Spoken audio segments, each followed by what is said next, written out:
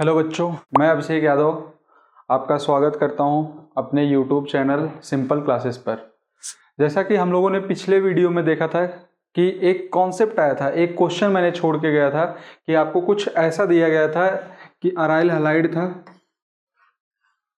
इस तरीके से, यहाँ पर 2 Br लगे हुए थे, ऐसा कुछ क्वेश्चन था, याद आया।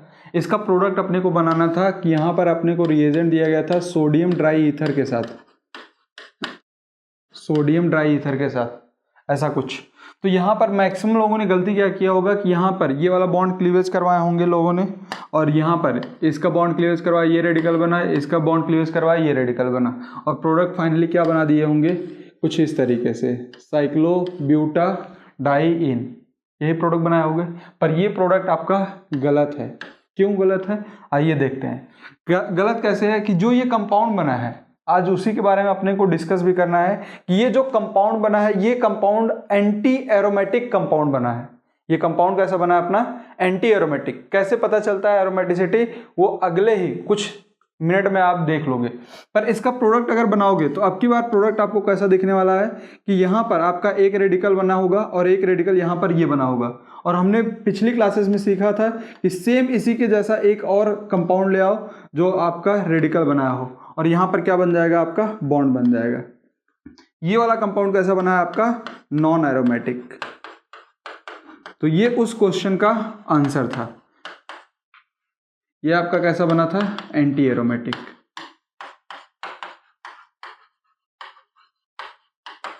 आइए देखते हैं अब कैसे चेक किया जाता है आपका एरोमेटिसिटी के बारे में। तो किसी भी कंपाउंड को हम कब एरोमेटिक बोलेंगे, कब एंटी एरोमेटिक बोलेंगे, कब नॉन एरोमेटिक बोलेंगे, उसके लिए कुछ कंडीशन होते हैं। कंडीशन क्या होता है कि कोई भी एरोमेटिक कंपाउंड कहलाने के लिए सबसे पहली जो कंडीशन होती है वो होता है साइक्लिक होना चाहिए। कंपाउंड कैसा होना चाहिए, साइक्लिक।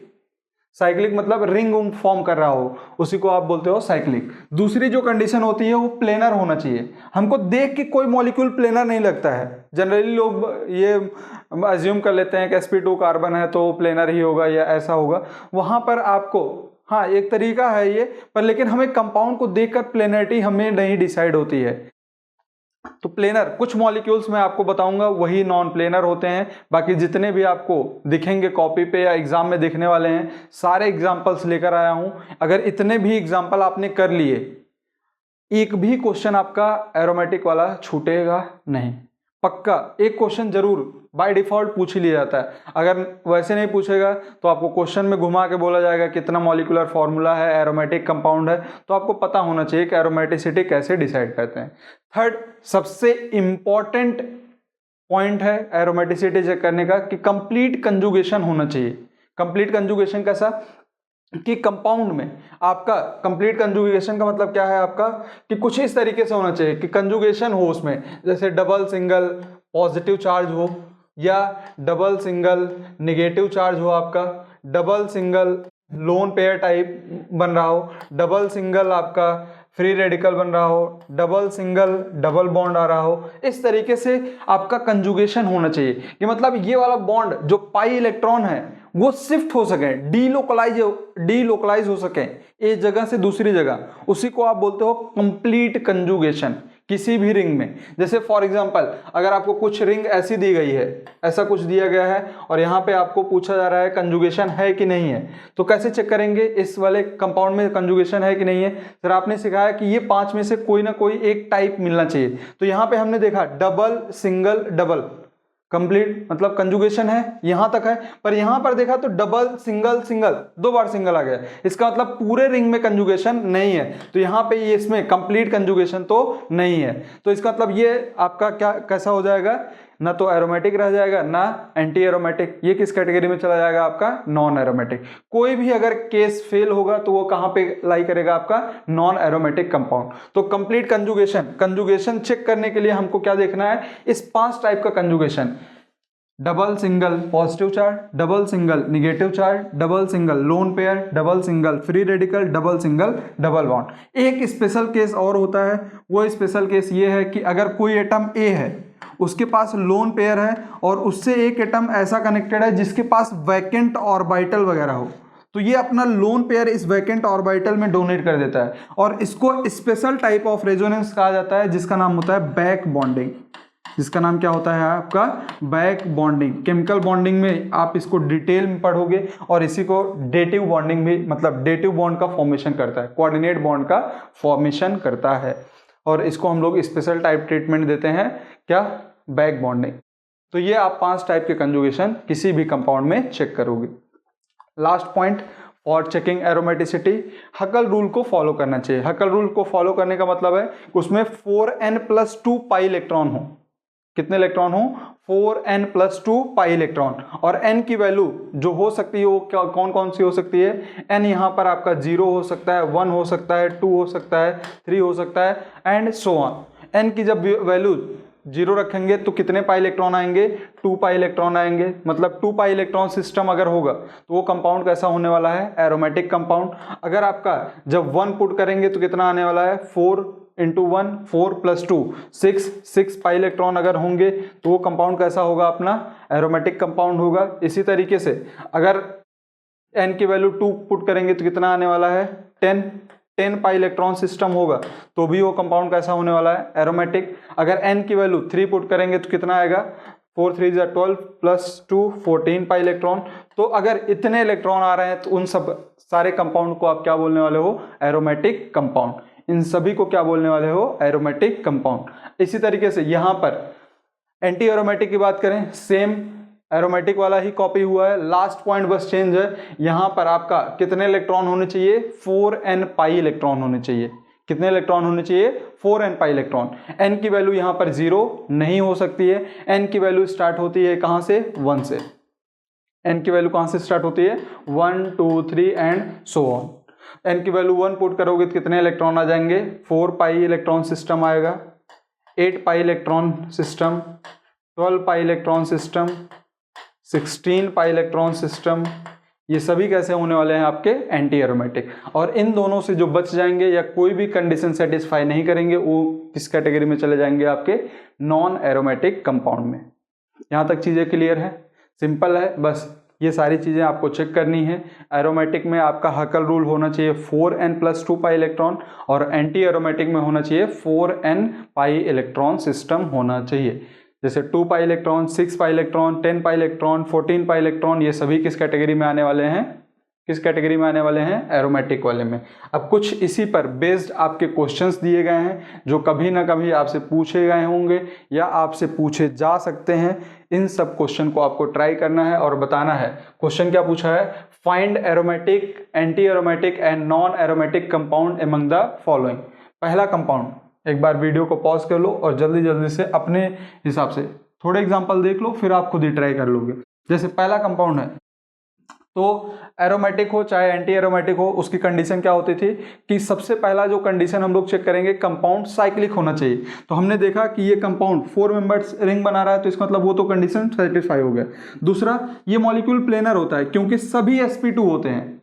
sp2 से अभी चेक करते हैं तो ये वाला आपका sp2 है, ये भी sp2, ये भी sp2, ये भी sp2। अब sp2 मैं क्यों बोल रहा हूं? क्योंकि ये हाइब्रिडाइजेशन है, कार्बन का हाइब्रिडाइजेशन। इसके पास टोटल नंबर ऑफ जो सिग्मा बॉन्ड है वो 3 है, एक यहां पर, एक यहां पर और एक यहां पर हाइड्रोजन लगा होगा। तो इसका मतलब स्टेरिक नंबर इसका कार्बन का कितना निकल के आया? 3। और स्टेरिक नंबर 3 पर आपका हाइब्रिडाइजेशन होता है sp2। स्टेरिक नंबर 3 पर हाइब्रिडेशन क्या होता है? sp2। अगर आप चाहो तो थोड़ा सा हाइब्रिडेशन देख लेते हैं कि कैसे हाइब्रिडेशन कैलकुलेट किया जाता है। Calculation of hybridization, calculation of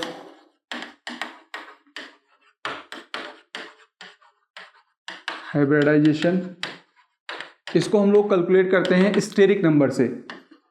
इसको कैलकुलेट किसके किया जाता है? Steric number. और steric number is equal to number of total sigma bond plus number of total lone pair.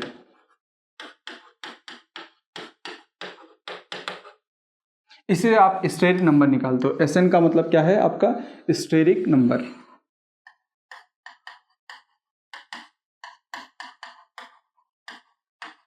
ठीक, एक तरफ लिखते हैं स्टेरिक नंबर और एक तरफ लिखते हैं हाइब्रिडाइजेशन। अगर स्टेरिक नंबर 2 है तो हाइब्रिडाइजेशन आपका होगा sp, स्टेरिक नंबर 3 है तो हाइब्रिडाइजेशन होगा sp2। इसी तरीके से स्टेरिक नंबर 4 पर हाइब्रिडाइजेशन होता है आपका sp3, स्टेरिक नंबर 5 पर आपका हाइब्रिडाइजेशन होता है sp3d, या कभी कभी हम लोग इसको sp3 बोलते हैं। स्टेरिक नंबर 6 पर sp3d2। इस तरीके से आप हाइब्रिडाइजेशन कैलकुलेट कर सकते हो। अब किसी को अगर नंबर ऑफ सिग्मा बॉन्ड और पाई बॉन्ड कैलकुलेट करने नहीं आता है तो सिग्मा बॉन्ड कैसे कैलकुलेट किया जाता है। अगर कोई दो एटम के बीच में जो पहला बॉन्ड बनता है, ये वाला बॉन्ड जनरली क्या कहलाता है आपका, सिग्मा बॉन्ड। अगर सिंगल बॉन्ड बना रहा है तो ये बॉन्ड कैसा होगा, सिग्मा बॉन्ड। अगर डबल बॉन्ड बन रहा है कहीं पर तो पहला जो बॉन्ड बनेगा वो कहलाएगा आपका सिग्मा, जो दूसरा वाला बॉन्ड बनेगा वो कहलाएगा आपका पाई। और अगर कहीं पर ट्रिपल बॉन्ड बन रहा है दो एटम के बीच में तो एक होगा सिग्मा और दो होंगे आपके पाई बॉन्ड। दो कैसे होंगे आपके, पाई बॉन्ड। तो इस तरीके से आप सिग्मा और पाई भी कैलकुलेट कर सकते हो। और जैसे सिग्मा पाई कैलकुलेट कर लोगे तुरंत आपको स्टेरिक नंबर पता चल जाएगा और स्टेरिक नंबर से आप क्या निकाल सकते हो, हाइब्रिडाइजेशन। अब आते हैं अपने टॉपिक पर। तो इसका sp2 हो गया, sp2 तो कंपाउंड कैसा हो गया, प्लेनर, साइक्लिक और प्लेनर हो गया। Conjugation double single double bond, double single double bond. इसका मतलब पूरे रिंग में क्या है आपका, कंजुगेशन है। पूरे रिंग में क्या है, कंजुगेशन। तो सारी कंडीशन इसने 3 कंडीशन सेटिस्फाई कर दिया। अब देखते हैं इसमें कितने पाई इलेक्ट्रॉन है, डीलोकलाइज्ड पाई इलेक्ट्रॉन। तो यहां पर एक पाई बॉन्ड बना है तो इसमें कितने इलेक्ट्रॉन इन्वॉल्व हुए होंगे, 2 इलेक्ट्रॉन। एक पाई बॉन्ड में कितने इलेक्ट्रॉन इन्वॉल्व हुए होंगे, 2, क्योंकि एक इलेक्ट्रॉन इसका रहा होगा, एक इलेक्ट्रॉन इसका रहा होगा, तभी तो ये बॉन्ड बना होगा। और जब एक बॉन्ड बना है तो 2 इलेक्ट्रॉन हुए, यहां से 2 इलेक्ट्रॉन, तो इसका मतलब इसके पास टोटल पाई इलेक्ट्रॉन कितने बने, 4 पाई इलेक्ट्रॉन। और 4 पाई इलेक्ट्रॉन किस वाले सिस्टम में आता है अपना, 4 पाई इलेक्ट्रॉन किस सिस्टम में आता है, एंटी एरोमेटिक, हाँ या ना। तो इसका मतलब ये वाला कंपाउंड कैसा हो जाएगा अपना, ये वाला कंपाउंड कैसा हो जाएगा अपना, एंटी एरोमेटिक। ये वाला कंपाउंड कैसा हो जाएगा, एंटी एरोमेटिक। पक्की बात। अब यहीं पर एक चीज और ध्यान से देख लो कि कभी कभी इसी को हम लोग एनुलिन बोल देते हैं। एनुलिन का मतलब सिंपल सा ये होता है कि कंपाउंड साइक्लिक हो और उसमें चार्ज ना प्रेजेंट हो। कंपाउंड कैसा हो, साइक्लिक हो, कंप्लीट कंजुगेशन हो और उसमें चार्ज प्रेजेंट ना हो, उसी को आप एनुलिन बोलते हो। तो इसका कभी कभी नाम एनुलिन 4 लिखा मिलता है। एनुलिन 4 का मतलब कि कंपाउंड साइक्लिक है, कंप्लीट कंजुगेशन है और उसमें कोई चार्ज वगैरह प्रेजेंट नहीं है। और 4 क्या बताएगा, आपके कितने नंबर ऑफ कार्बन एटम्स हैं। जैसे इसमें देखोगे तो 1 carbon, 2 carbon, 3 carbon, 4 carbon, 4 carbon है, तो इसलिए इसको क्या बोल देंगे, एनुलिन 4। पक्की बात। सेकंड वाला अगर देखोगे तो ये कंपाउंड sp2 यहां पर sp3 आ गया। कैसे sp3, अगर यहां पर कार्बन 2 बॉन्ड बनाया है तो 2 बॉन्ड हाइड्रोजन के साथ बनाया होगा और 2 बॉन्ड हाइड्रोजन के साथ बनाया होगा तो स्टेरिक नंबर 4, स्टेरिक नंबर 4 पर sp3। तो यहां पर कंजुगेशन ब्रेक हो गया और कंजुगेशन ब्रेक हो गया तो ये कैसा हो जाएगा अपना, नॉन एरोमेटिक। ये कंपाउंड कैसा हो जाएगा अपना, non aromatic compound. Third compound benzene, प्यारा सा, अभी पहले भी हाइड्रोकार्बन वाले लेक्चर में भी हम लोगों ने देखा था। ये आपका 6 कार्बन की चेन है, साइक्लिक चेन, कंपाउंड साइक्लिक हो गया। दूसरा प्लेनरिटी, सभी कार्बन sp2 हैं तो ये मॉलिक्यूल कैसा होने वाला है आपका, प्लेनर। sp2 कैसे, यहाँ पर देखोगे तो ये वाला आपका कार्बन कैसा होने वाला है, यहाँ पर एक बॉन्ड डबल बॉन्ड बनाया है, एक यहाँ पर क्या होगा, हाइड्रोजन होगा, यहाँ पर एक हाइड्रोजन होगा, यहाँ पर एक हाइड्रोजन होगा, यहाँ पर एक हाइड्रोजन, यहाँ पर एक हाइड्रोजन, यहाँ पर भी एक हाइड्रोजन, ऐसा होगा। तो इस वाले कार्बन से आए पूछे तो इसने बताया कि मेरे पास तो सिग्मा कितने हैं, 3। कैसे, यहाँ पर डबल बॉन्ड है तो ये वाला एक सिग्मा होगा, एक सिग्मा ये होगा, एक सिग्मा इधर होगा। तो टोटल नंबर ऑफ सिग्मा कितने हुए, 3। और टोटल नंबर ऑफ सिग्मा 3 हुए। यहाँ पर लोन पेयर तो प्रेजेंट नहीं है तो इसका मतलब स्टेरिक नंबर कितना आया, 3। स्टेरिक नंबर 3 आने पर हाइब्रिडाइजेशन क्या बताते हो आप लोग, sp2। वही सेम कहानी इस वाले कार्बन के पास है, एक इधर सिंगल बॉन्ड बनाया है, एक सिंगल बॉन्ड इधर, एक हाइड्रोजन के साथ। इसका मतलब इसका भी स्टेरिक नंबर कितना आने वाला है अपना, sp2। इसी तरीके से इसका भी हाइब्रिडेशन क्या आने वाला है, sp2, इसका भी sp2, इसका भी sp2। तो इसका मतलब सभी कैसे हैं, sp2। और sp2 जो मॉलिक्यूल होता है वो कैसा होता है आपका, प्लेनर होता है, ट्राइगोनल प्लेनर। तो इसका मतलब ये प्लेनर भी हो गया। अब कंजुगेशन चेक करने के लिए कंजुगेशन कैसे चेक करेंगे, यहां पे देखो double single double bond, double single double bond, double single double bond. इसका मतलब पूरे रिंग में जो पाई इलेक्ट्रॉन है डिस्ट्रीब्यूट हो रहे हैं। इसका मतलब यहाँ पे कंप्लीट कंजुगेशन भी है, और कंप्लीट कंजुगेशन है तो थर्ड वाला भी पॉइंट मतलब सेटिस्फाई हो गया। अब लास्ट पॉइंट बचा कौन सा? हकल रूल। हकल रूल के हिसाब से देखेंगे तो एक ये पाई बॉन्ड है, एक ये पाई बॉन्ड, एक ये पाई बॉन्ड, तो total number of pi bond कितने हुए? 3, और 3 हुए तो इसका मतलब इलेक्ट्रॉन कितने होंगे? 6, और 6 इलेक्ट्रॉन किस में आते हैं अपना? 6 इलेक्ट्रॉन किस में आता है अपना? Aromatic compound. इसका मतलब बेंजीन कैसा होता है? बेंजीन कैसा होता है अपना? Aromatic compound. बेंजीन कैसा होता है अपना? Aromatic compound.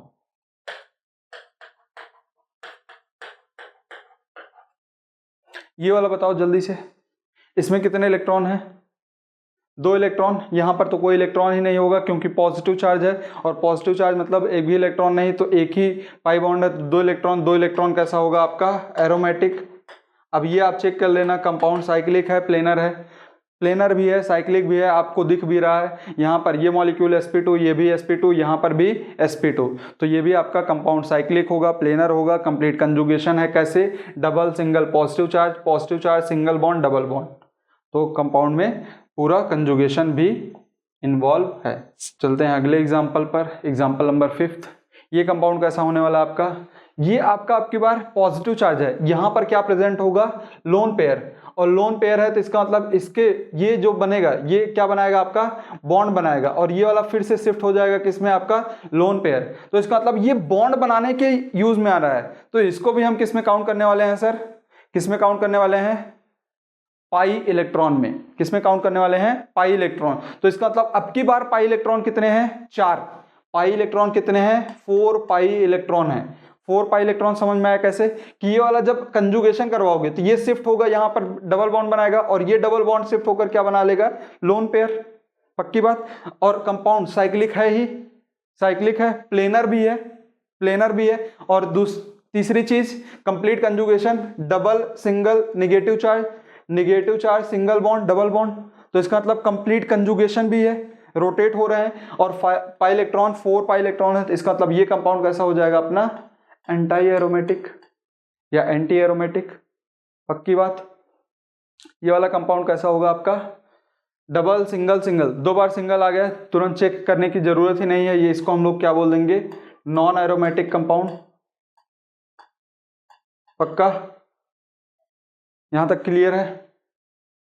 अब ये कुछ एग्जांपल्स हैं, आप नोट कर लो और इसको एक बार ट्राई करना, और जिसको ना समझ में आए पिन कर देना कमेंट में कि सर ये वाला एग्जांपल नहीं क्लियर हुआ, एक बार बता दीजिए, दोबारा बता दीजिए। एक बार अच्छे से देख लो, सारे एग्जांपल्स नोट डाउन कर लो और खुद से चेक कर लो।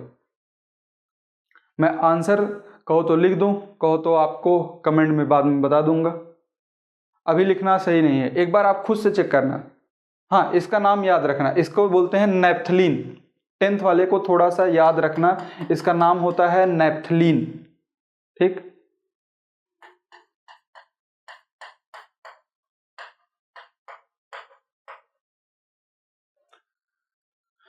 हो गया ये स्लाइड? पक्की बात। आगे चलते हैं। ये कुछ एग्जांपल्स हैं जो एनसीईआरटी में एज इट इज दिया गया है, और एनसीईआरटी से ही एरोमेटिसिटी आपसे क्वेश्चन पूछा जाता है। जैसे एग्जांपल नंबर 11 से लेकर एग्जांपल नंबर आपका 15 तक सारे के नेम आपको याद होने चाहिए। मैं एक एक करके आपको नाम लिखवाता हूं। जैसे इसका नाम, अगर इसके नाम की बात करोगे तो इसको बोलते हैं फ्यूरॉन। इसका नाम क्या होता है? फ्यूरॉन। 5 मेंबर रिंग फॉर्म करता है, और बीच में क्या प्रेजेंट होता है आपका? ऑक्सीजन। ये कंपाउंड कैसा होगा आपका? ये कंपाउंड कैसा होगा? एरोमेटिक। कैसे? आओ देखते हैं। यहां पे जो एक लोन पेयर है, ये किस में इन्वॉल्व होगा आपका? कंजुगेशन में, क्योंकि डबल सिंगल लोन पेयर है, और यहां पर double single double bond double single lone pair. इसका मतलब कंजुगेशन तो है, कंपाउंड साइक्लिक भी है सर, प्लेनर भी है। कैसे? जब ये वाला पाई यहां पर जाएगा तो ये ऑक्सीजन कैसा हो जाएगा अपना? sp2। बाकी ये दोनों पाई हैं तो यहां पर सोचने वाली बात ही नहीं है, तो ये सभी तो sp2 होने वाले ही है, हाँ या ना?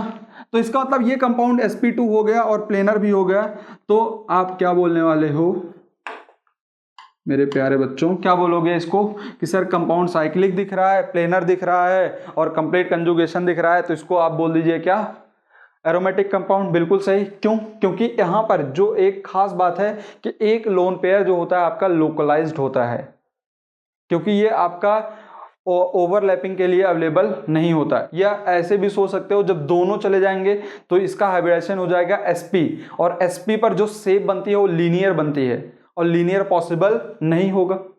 इसलिए ये कंपाउंड आपका एक लोन पेयर ये कैसा रहने वाला है आपका लोकलाइज्ड, एक लोन पेयर कैसा रहने वाला है लोकलाइज्ड, और दूसरा वाला होने वाला है डीलोकलाइज्ड, और डीलोकलाइज्ड होकर ये वाला कंपाउंड ओवरऑल कैसा हो जाएगा आपका एरोमेटिक। याद करने वाली क्या बात थी इसमें कि इस कंपाउंड का नाम होता है आपका फ्यूरॉन। नीचे वाला कंपाउंड मिलता जुलता कंपाउंड है और इसका नाम होता है थायोपेन, बस इसमें चेंज क्या हुआ है सल्फर। यहां पर भी एक लोन पेयर लोकलाइज्ड होगा, एक लोन पेयर क्या होगा आपका डीलोकलाइज्ड, और इसको भी आप क्या बोलोगे एरोमेटिक। अगर आपसे कोई पूछे कि इसका मॉलिक्यूलर फॉर्मूला लिख के बता दो, बता दोगे क्या? कैसे लिखोगे? यहां पर देखो एक सल्फर है, यहां पर एक कार्बन, एक कार्बन यहां पर, एक कार्बन यहां पर, एक कार्बन यहां पर, तो कार्बन कितने होंगे 4, तो क्या लिखोगे C4। हाइड्रोजन यहां पर एक होगा, यहां पर हाइड्रोजन एक होगा, यहां पर हाइड्रोजन, हाइड्रोजन एक यहां पर होगा, तो C4H4 और आखिरी में S। और यही चिपका सकते हो ऊपर वाले में, क्या लिख सकते हो C4H4O, हाँ या ना? तो इस तरीके से मॉलिक्यूलर फॉर्मूला पूछे आपसे, एरोमेटिसिटी पूछे, कुछ भी पूछे आप बता सकते हो। अच्छा एक चीज और बता दो, होमोसाइक्लिक है कि हेट्रोसाइक्लिक? होमोसाइक्लिक या हेट्रोसाइक्लिक? होमोसाइक्लिक का मतलब होता है जिसमें सभी जो एटम्स हैं सेम हो। होमो मतलब सेम, हेट्रो मतलब डिफरेंट, हेट्रो मतलब डिफरेंट। तो इसका मतलब सर यहां पर हेट्रो दिख रहा है क्योंकि कार्बन के बीच में एक ऑक्सीजन फंसा हुआ है, तो इसको हम लोग होमोसाइक्लिक तो नहीं बोल सकते, तब इसका नाम क्या पड़ेगा हेट्रोसाइक्लिक। इसको क्या बोलेंगे हेट्रोसाइक्लिक। उसी तरीके से इसको भी क्या बोलोगे हेट्रोसाइक्लिक। उसी तरीके से नीचे वाले का नाम जो है इसका नाम होता है पाइरॉल, इसका नाम क्या होता है आपका पाइरॉल।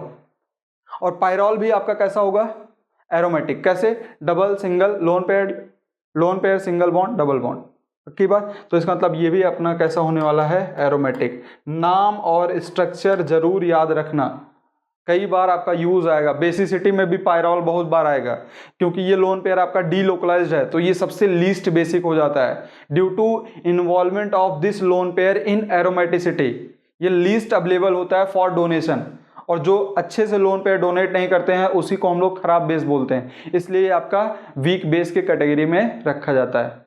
पक्की बात। यहां पर आपका एक ही लोन पेयर है और ये कैसा होगा आपका डीलोकलाइज्ड, यहां पर कोई भी लोकलाइज्ड लोन पेयर प्रेजेंट नहीं है। अगर मॉलिक्यूलर फॉर्मूला की बात करोगे तो कितना होने वाला है सर 4 कार्बन है तो C4, हाइड्रोजन यहां पर एक, यहां पर हाइड्रोजन हाइड्रोजन हाइड्रोजन, तो C4H4 लिखूं?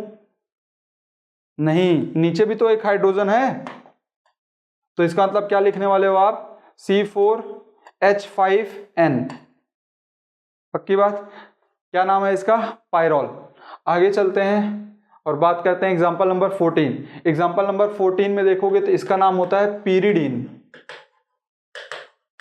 इसका नाम क्या होता है आपका पीरिडीन। और पीरिडीन कैसा कंपाउंड होता है आपका एरोमेटिक। ये लोन पेयर आपका लोकलाइज्ड होता है। कई बार बच्चे गलती करके इसको एंटी एरोमेटिक मार के आते हैं। क्यों? क्योंकि इसको भी सर आपने सिखाया था कि ये लोन पेयर डबल बॉन्ड बनाएगा और ये डबल बॉन्ड उड़ के लोन पेयर बना लेगा। अरे जैसे ये करोगे नाइट्रोजन का हाइब्रिडेशन क्या हो जाएगा sp, क्या ये कभी जाना चाहेगा? नहीं। तो इसका मतलब ये लोन पेयर आपका कैसा रहने वाला है लोकलाइज्ड। तो आपसे क्वेश्चन ये भी पूछा जा सकता है कि पिरिडीन में जो लोन पेयर प्रेजेंट होता है वो कैसा होता है लोकलाइज्ड कि डीलोकलाइज्ड। तो आंसर क्या होने वाला है लोकलाइज्ड।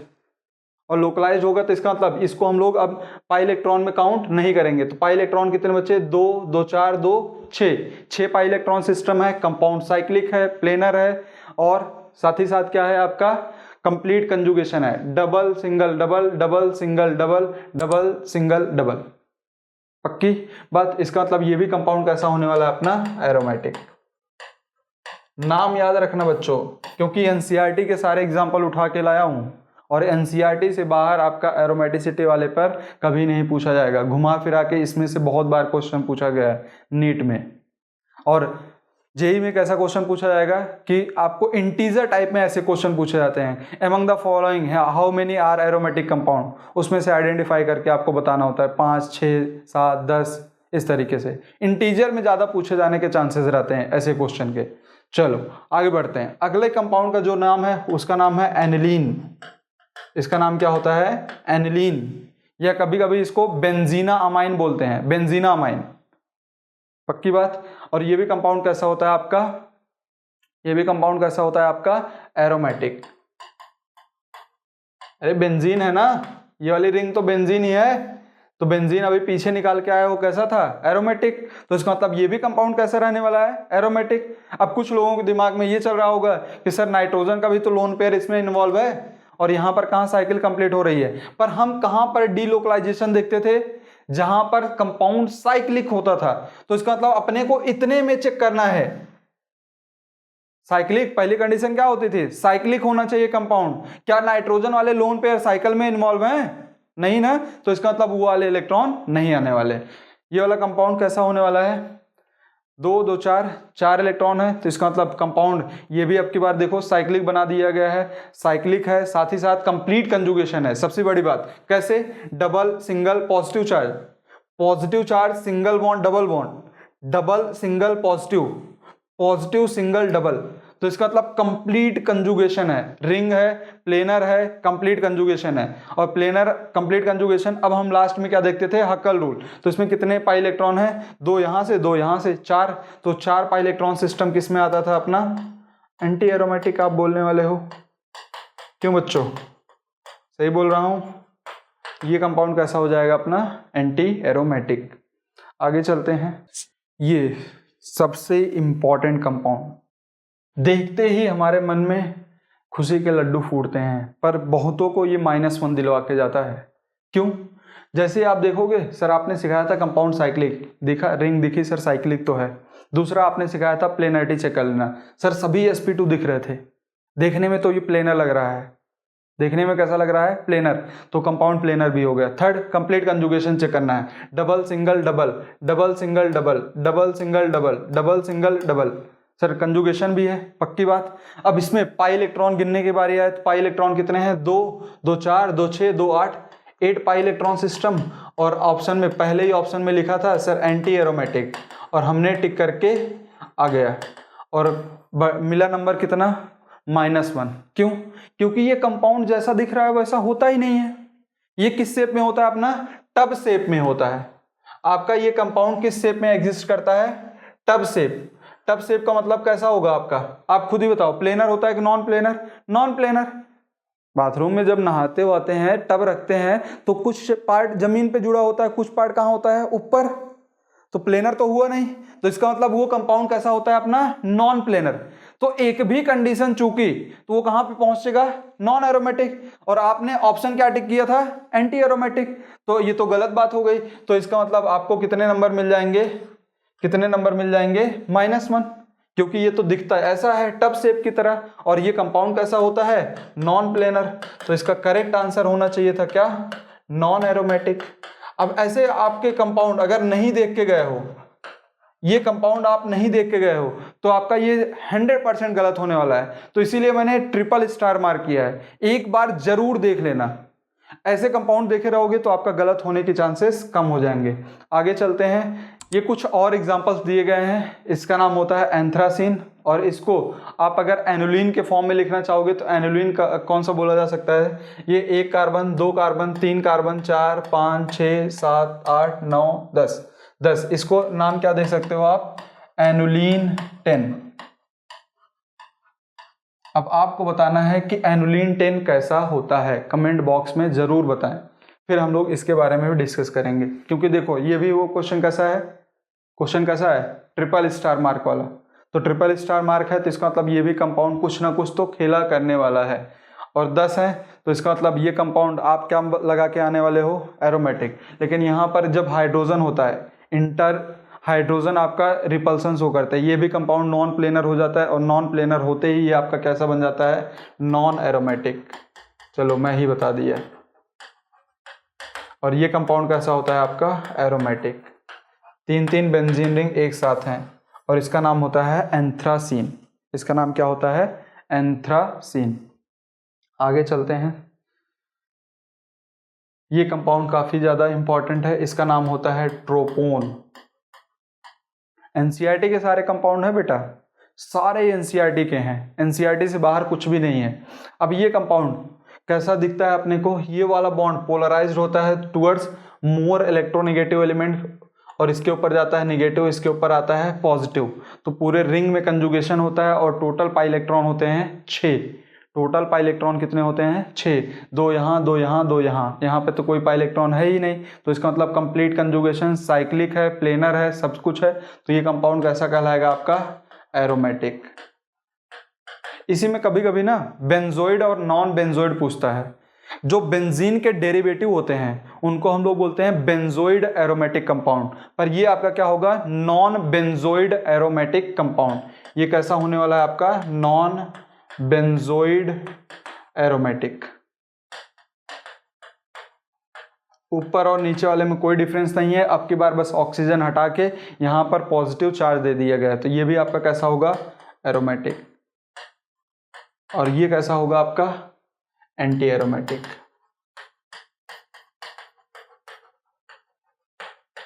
ठीक, आज मेरे हिसाब से आपने एक क्वेश्चन अपना फिक्स कर लिया। क्यों? क्योंकि aromatic, non aromatic, anti aromatic बहुत बार आएगा।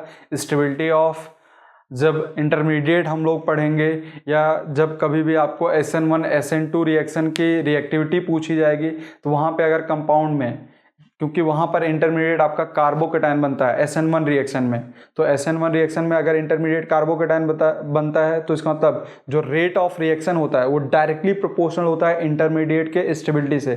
तो जो कार्बोकेटायन ज़्यादा स्टेबल होगा, एरोमेटिक बन रहा होगा, तो वो ज़्यादा स्टेबल होगा, और ज़्यादा स्टेबल होगा तो इसका मतलब वो रेट ऑफ रिएक्शन क्या होने वाला है फास्ट होने वाला है। तो ये वीडियो ज़रूर से ज़रूर एक बार देख लेना, और मिलते हैं अगले वीडियो में। Thank you so much. Press the bell icon on the YouTube app